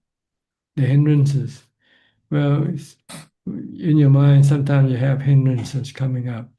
If you have mindfulness, then you should be able to know. Right now, I have anger. When you meditate, you feel that the anger keeps blocking your ability to concentrate. So you have to somehow deal with the anger, get rid of the anger. And the general antidote is to apply loving kindness or metta, which means you have to forgive the person who makes you angry. Once you can forgive the person, then your anger will disappear. Then your mind will come back to being normal and be able to continue with your meditation. Or if you have any sexual desire, then you have to use the contemplation of the asubha to stop the sexual. Once you see the body not being not pleasant, then your sexual desire for the body will disappear. If you have doubt in the Buddha, Dhamma, Sangha, then you have to study more of the teachings. If you have sloth or torpor, it means you eat too much. You feel sleepy. So reduce your food consumption. And if you have agitation and restlessness, it means you're not developing any mindfulness at all.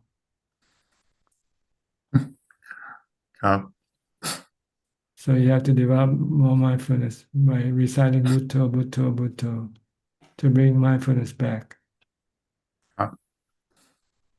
Okay. Okay. Can I ask about the section about the constituents of mind and matter? Okay. Should I read it? It's only a short bit. Go ahead. Moreover, monks, a monk dwells contemplating the nature of things in various things in the five constituents of mind and body that provide fuel for attachment. And how monks does a monk dwell contemplating the nature of things in various things in the five constituents of mind and body that provide fuel for attachments?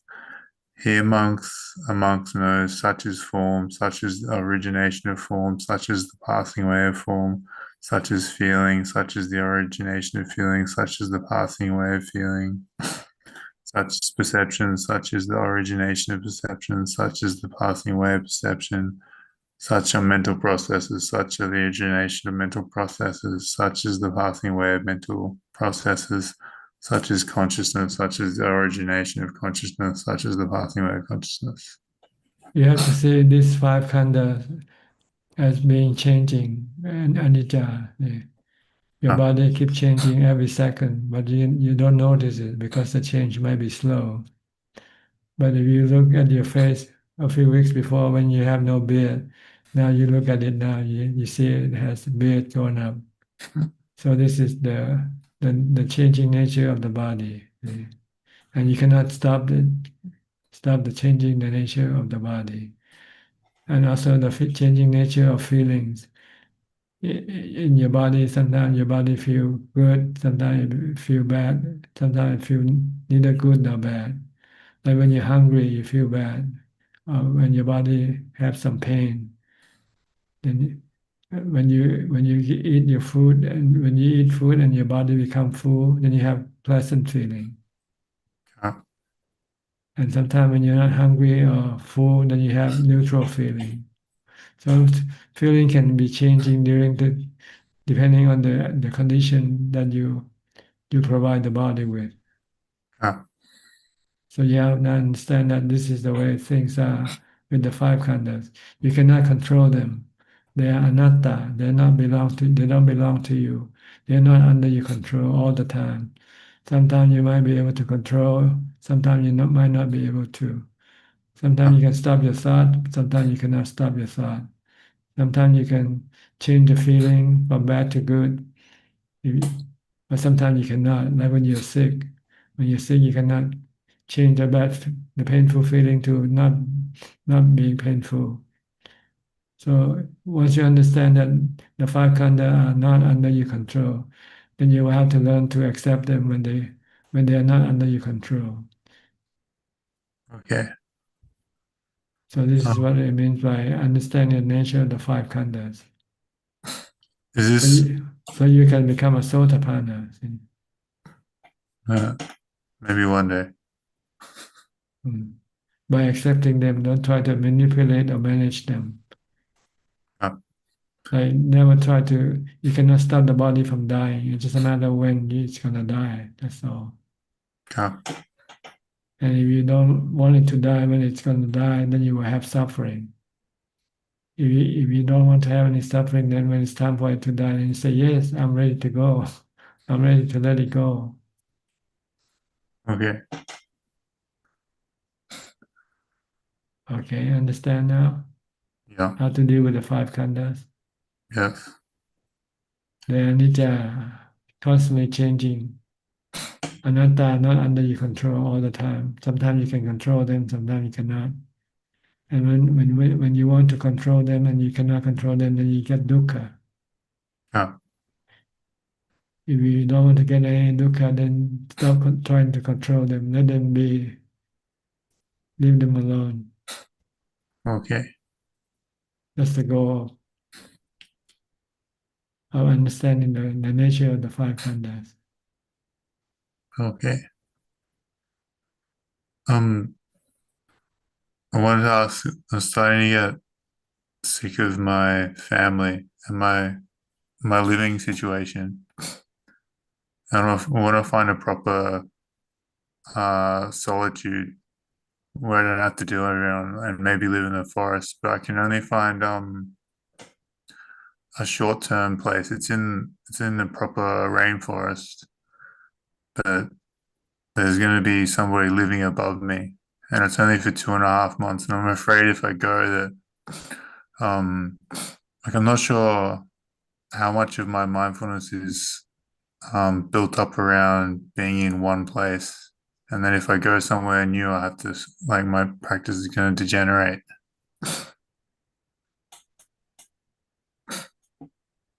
You want to know how to decide what to do? Yeah, I'm not sure if it's a bad idea, or if I should wait for somewhere where I can stay for a whole year, like get a lease for a whole year, and then I'm stuck there instead of just a few months. Well, someone said once about, someone asked Ajaan for this advice.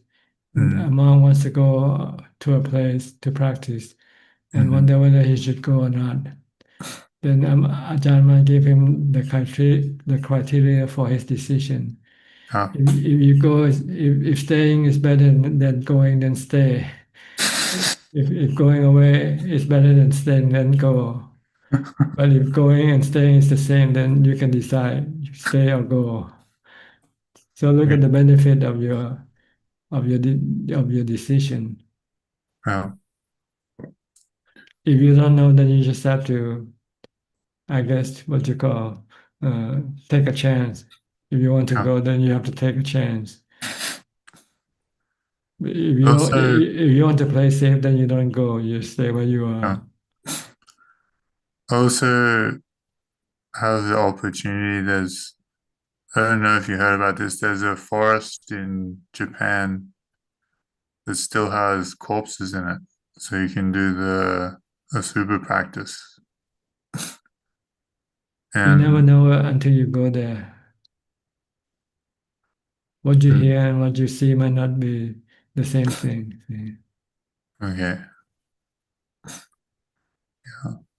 All right. I'm restless. I can't decide what to do. Then stay. If you don't know what to do, then stay and be happy with where you are. Because in fact, what you're really doing is you're treating the mind, and the mind can be treated in any places. Is there any reason why you cannot stay where you are and treat your mind? I just feel like I want to practice in solitude, like complete solitude, not have to worry about my family. But who's going to support you if you practice in solitude? Well, I still have money to survive. But you're gonna end up when it's gone. What you gonna do? Well, it won't run out for a long time. Okay. Yeah, I still have money coming in. I'm not Okay. going to run out of money. Oh, okay, then you can try if you like, because you never know until you try it. Why did Ajahn want to leave Bantad? Oh, I felt I don't fit there anymore because I like to practice and not to do any extracurricular work. But once you're there, other monks have other work to do besides meditation. So they put pressure on you to do with them. Yeah. And so you feel the pressure that is pressing you to go and do something else and not meditation. So I decided maybe it's time for me to go look for a place where there's no pressure for me to do other things, but to meditate. So I finally came to Wat Yan because this is where no one really put the pressure on you to do anything. You can practice on your own. Did your practice degenerate at all when you're traveling to come to Hua Yan? Did I what? Did your practice did it degenerate at all when you're like changing monasteries? No, for me, no. It's okay. It's quite constant. Okay. So you could say like it lives if you build up enough mindfulness, like it will follow you. Yes, yes. Mindfulness and wisdom will follow you. Even after that, it will follow your mind. It doesn't belong to the body. It doesn't stay with the body. Your mental things that you learn go with the mind. Okay. All right. I'll let you know what happens.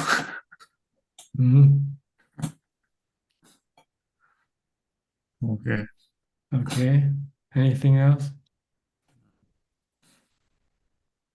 Okay. I'll move on to the next participant then, okay? Yeah. Thanks, Ajahn. You're welcome. Screen check. Hi, how are you doing? Greetings, Greetings, Ajahn. Ajahn. We are doing well. Yeah, Thank you. well, thank you. Hope you are doing well. Okay. Yes, always well, you know that. Did I ever say that I'm not well? No. Okay. If I'm not well, I won't be here in the first place. Then you know I'm not well. Okay, anyway, let's go on. I have a questions like from contact we have feelings, but okay, we feel up and down, but the mind also feel up and down. Like what are the conditions for the mind? Like what like the feelings and the mind in They Satipatthana? interact. So what you see, what you hear, what you think can cause the mind to become good or bad. Yeah. These are the things that condition the mind to be different. Sometimes it makes it happy, sometimes it makes it sad, sometimes it makes it restless, sometimes they make it calm. These are the central objects that you come across, and your thought of the past or the future also can affect your states of mind. So you have to understand that these conditions are not under your control. So you cannot always control your mind to stay calm all the time. Mm. But you can stop the So mind from reacting. The goal is not to control the mind, but to control the reaction to to the states of mind. Because the states of mind is anatta, are not under your control. But your defilement, your reaction is under your control. You can control your mind not to react with greed, hate, or delusion. mm. So along this process, and we also generate feelings. Feelings also good Yeah, feeling, bad feeling. Feeling usually come through your body, but it also can come through the mind also. But sometimes we just don't call it feeling; we just call it states of mind. Oh, okay. Yeah, it's clear. Just know Okay. that just know that it's changing. That's all, and you cannot control them. That's all. Both feelings and the mind. And the body, all three are not under your control all the time. You might be able to control them from time to time, and sometimes you can not control them. So when you cannot control them, then just let them be. Because if you want to control them and you cannot control them, then you can get dukkha. If you don't want to get dukkha, then let it be, let it happen.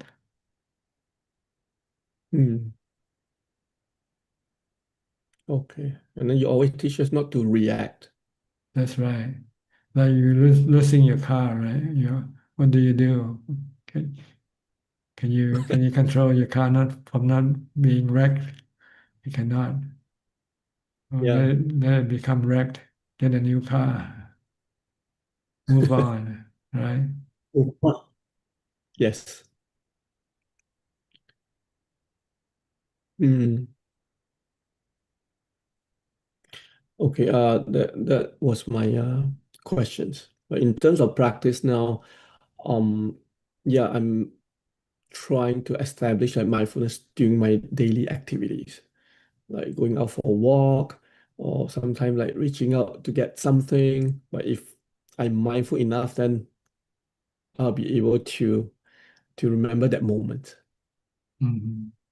Yeah, rather than I sit down, because I'm not sure like if we sit down and meditate, like we will increase the mindfulness, or if we try to be mindful in our daily activities, we will improve our mindfulness. Like, Well, the more mindfulness you develop, then the stronger your mindfulness will be during meditation.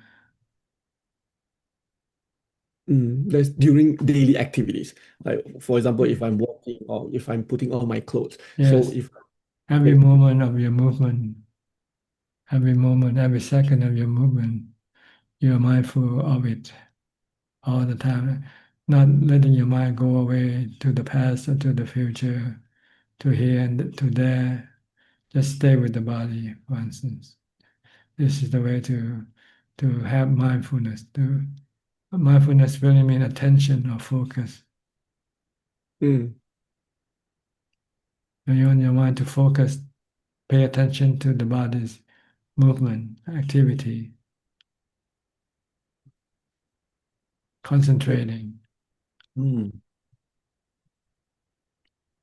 And then if I establish this kind of things like more and more, and then when I sit down and meditate, Then your it mind was will stay with your breath. If you tell the body to stay with tell the mind to stay with your breath, it will not go away to other things. And if you can stay with the breath long enough, then your mind can enter into jhana. Mm. But if your mind keep running away from your breath, then you will not be able to go into jhana. Yes. And that only come like when we practice during our daily activities, when we are being more and more mindful. That's right. The more mindful you are, the stronger your mindfulness will be. The stronger will be your concentration and your focus. Mm.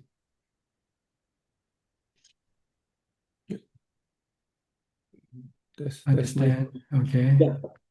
Thank you, So, Ajahn. so keep doing mindfulness all the time.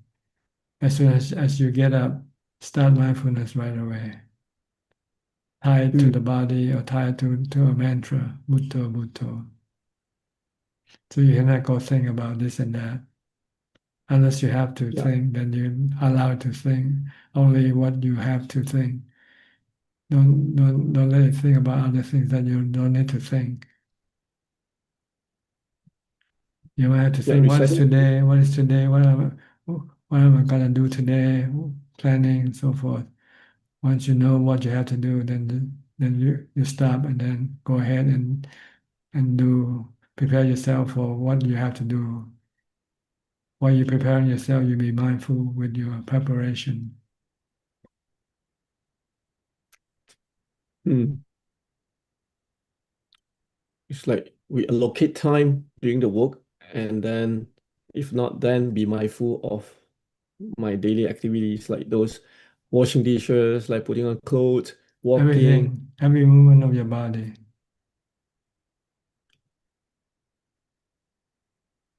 Even when you work, when you go to work, you have to be mindful of your work also. Yeah. Then you have continuous mindfulness. So that when you meditate, then your mind will not run away from your focus, from your meditation object. Mm. And if it can stay with the meditation object continuously, then it can go into jhana eventually. Mm. Can you stay with your breath continuously for 5 minutes without going away from it? For now, no. No, you know that. Okay. I'll give you a call. How long can you stay with your breath? A few seconds. I didn't really count though, but I know that like even walking, right? Like that's why then I realized, oh, the monk like walk in the market, like they have to be mindful. Like even like I tested like myself when I walk like down the street and the mind wander, then like I have to pull it back again. Yeah, very quickly. You can only focus just briefly, and the mind start to run away again. Yeah. Yeah, that's how I realized because that's why daily activities for me like now is so important. Yeah, just down the road, and then I thought I want to be mindful, but then the mind wander off and think of something else. Pull it back. You have to bring it back. Yeah. Back to That's the how body. yeah. So now I'm collecting my mindfulness, even a small thing that I'm doing, putting on clothes or brushing teeth. Everything you do with your body. Yeah. Yeah, Stay because with I the know. body. Tie the mind to the body. Make the mind and the body act in unison, act together. Whatever Yeah. the body does, the mind does the same thing with the body. Like dancing partner. Ballroom dancing, okay. They don't do this anymore. Yeah. That really was struck with check. Oh, okay. Yeah, Mind and because body should be together, not be separated. But normally the body and the mind doesn't always stay together, right? The mind can come back to the body and tell what the body to do something, then it goes away and then come back again. Come and go, come and go. yeah, It doesn't stay with the body all the time. it's true. So So the goal sometimes I like. of mindfulness is to keep the mind and the body together for as Mm. long as possible. Mm. The longer, then the stronger there will be the concentration.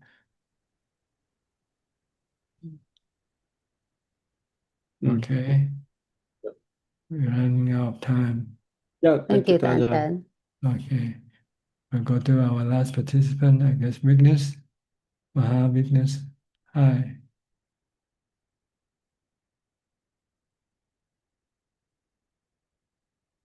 Can you hear me, sir? Yes, go ahead. Yeah. Hi, Pochi, sir. Yeah. I love to hear from you. I'm so really gifted to get answers from you. I want to know how to attain the Sotapanna and go to Sagakami and Anagami. Can you explain, sir, how can I go to Sotapanna stage? First, Sotapanna stage, you have to understand the nature of the body and the feelings. That's through Vipassana? Yes, you need vipassana and you also need samatha. You need samadhi also, because merely understanding is not enough. Understanding and not being able to apply what you understand. You need to have samadhi, the strength to stop your mind from being attached to your body and the feeling. Oh, yeah, okay. You have to be you have to be detached from your body and your feeling. You have to leave the body and the feelings alone. If the body is gonna die, let it die. If the painful feeling arise, let it be. Don't try to get rid of it. Okay. Because you cannot stop them from coming or going. Okay. When you try to stop them, then you can get dukkha or suffering or stress. Yeah. So this is the first step for the Sotapanna, is to let go of the attachment to the body and feeling. Okay. And then the second level, Sakidakami, is to stop your sexual desire by studying the unpleasant nature of the body. Yeah. Look at the 32 parts, the parts under the skin. Yeah. When you see the body in a different way, you will not have any sexual desire. Yeah. So then you achieve the second and the third. The second the second is the midway between the before you get to the third one. The second one, it means that you have reduced your sexual desire. Okay. But not completely yet. Yeah. Because you haven't seen the body as being unpleasant all the time. Sometimes you see it being pleasant, sometimes you see it not being unpleasant. So it's half and half, more or less. But once you see the body being unpleasant all the time, then your sexual desire can no longer arise. Then you have reached the third level of enlightenment, an anagami. Anagami stage. Yes. Okay. But the basic thing to begin this one is to anapana and to vipassana. No, to Yes, go. you need anapanasati first to be able to make the mind strong enough to stop your attachment. Yeah. If you don't have anapanasati, you won't be able to stop your attachment. Anapanasati, yes. So you have to sit in meditation using anapanasati until you get to jhana. You mentioned this Four jhanas. What's that Fourth mean? jhana, equanimity, when the mind becomes still, peaceful, and happy. That's fourth jhana. Fourth jhana. But what about the second and third jhana? That's a samadhi too. Eh? There's a step. There's a step toward the fourth. Sorry, what you say again? There are steps toward the fourth one. Okay, okay. The goal is to reach the fourth one. So you don't have to worry about the first, second, or third. You just keep focusing on your meditation. It goes to the fourth one. Yeah, will take you from first to second to third, and then eventually to the fourth. Fourth. By being mindful of your breath. Okay, mind. Okay. Okay. Then you will eventually get to the fourth jhana. Fourth jhana. Okay. Okay. When you have fourth jhana, your mind becomes still, peaceful, and your defilement, your attachment stop working temporarily. Yes. Yes. Yes. So now you have the ability to stop your attachment. Right, or craving. Craving. Then when you apply wisdom toward the body and feeling, wisdom will tell you to let go of your attachment to the body and feeling if you don't want to have any suffering. Suffering, yes. So you use equanimity from your meditation to stop your craving or attachment toward the body and feeling. Feels okay. Okay. And another thing, you mentioned that Buddha mentioned that it's enough to 7 days or 7 months or 7 years to attain the final stage. So if it's 7 days, means we have to continuously, we have to focus on this one, or it depends on. Yes, the more you practice, the faster you become enlightened. The more the input, the faster the output. Yeah. Output is enlightenment. It depends on how much you practice. This is the input. It's very hard. It's not that easy to. Well, for a beginner, it's hard, but if you keep practicing, it will become easier. As you advance, and then eventually you'll be able to practice all day and all night, except when you go to sleep. Yeah. Me, I'm working also. So working is hard to balance. Yeah. Working will distract your mind away from your practice. Exactly. If you work, then you won't be able to become enlightened. Enlightened, I know. You need to be free from working. So that you can devote all your time for the practice. Practice, yeah. And another one, cutting the grass at home and outside the home, there's a grass. So cutting the grass is a sin, is it a bad karma because there's so many insects, living beings in the grass. Yes. So if you kill insects, it's killing. You're breaking the first precept. So we should not cut the grass either. Yes, just leave it alone. Let it become forest. Thank you so much. That's what I used to tell to my wife and kids. Or else have some volunteer to do it for you. If somebody are willing to volunteer to cut for you, then let them cut it for you. But you must not tell them to do it for you. Because by telling them, you're also breaking the precept, even you're not doing it. Exactly. But if there's a volunteer come by and look at your lawn and say, "Oh, it's so it needs to be cut," and it does it voluntarily without you telling him to do, then you're not breaking the precept. He's the one who's breaking the precept, but he doesn't care maybe. Oh yeah, that's a good advice. Yeah, but you cannot tell them to do it for you either. And then it's a karma too. But if he wants to do it out of maybe love for you or respect for you, that's up to him. Up to you, yeah. So long you don't tell him to do it for you. Okay, thank you so much. Thank you. You're welcome. I appreciate it. All right, I think we have our last person to deal with is Kunjup, right? Kunjup, you have any question? Yes, ka,ท่านอาจารย์ค่ะกราบนมัสการค่ะ We have 4 questions, and the first 2 questions are from the assistant Gmail. The first question is mindfulness being mindful of impermanent of things? No, mindfulness is being mindful of something that can stop your mind from thinking. like mindful of your body, or mindful of your breath, or mindful of a mantra, for instance. This will stop your mind from thinking. The second question is from Samanji. How can one recognize that they have truly entered a jhana state?